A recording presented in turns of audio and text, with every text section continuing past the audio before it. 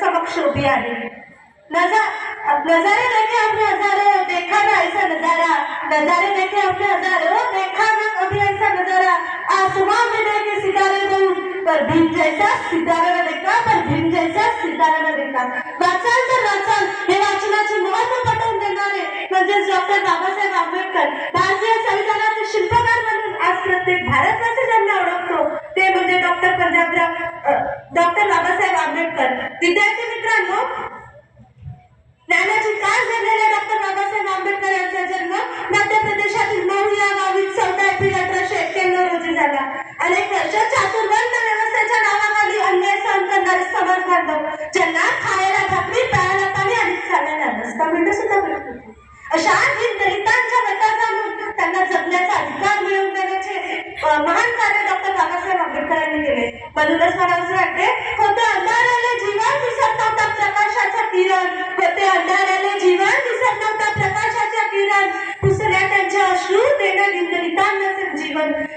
अवतरला एक महामानव डॉक्टर बाबासाहेब आंबेडकर, त्यांचे नाव डॉक्टर बाबासाहेब आंबेडकर यांचे नाव। डॉक्टर बाबासाहेब आंबेडकर नेहमी म्हणायचे की त्यांना माणसांच्या सहवासापेक्षा पुस्तकांचा सहवास अधिक आवडतो। शिक्षण हे वाघीणीचे दूध आहे आणि जो हे भाषण करेल ना तो बाबासाहेब गुरुगुल्याशिवाय राहणार नाही, असे मौलिक विचार त्यांनी सर्वसामान्यांना दिले। शिका, संघटित व्हा आणि संघर्ष करा, हा क्रांतिकारी संदेश त्यांनी सर्वसामान्यांना दिला। अस्पृश्यांना पाणवठ्यावर पाणी भरण्याचा व पाणी पिण्याचा देखील अधिकार नव्हता। त्यावेळी बाबासाहेब आंबेडकरांनी 14 टाळ्याचा सत्याग्रह केला।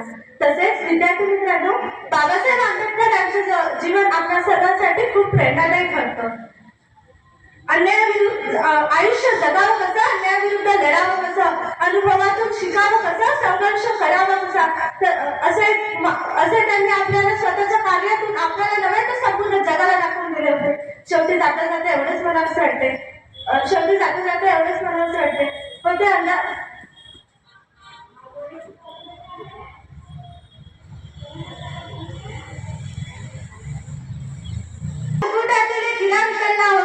भारत मातेच्या मुकुटातील एक हिरा विसरला होता, विश्वाला करून प्रकाशित। आज प्रज्ञा सूर्य मावळला होता, आज प्रज्ञा सूर्य मावळला होता। अशा या महान मानवास माझे विनम्र अभिवादन। जय हिंद, जय महाराष्ट्र, धन्यवाद।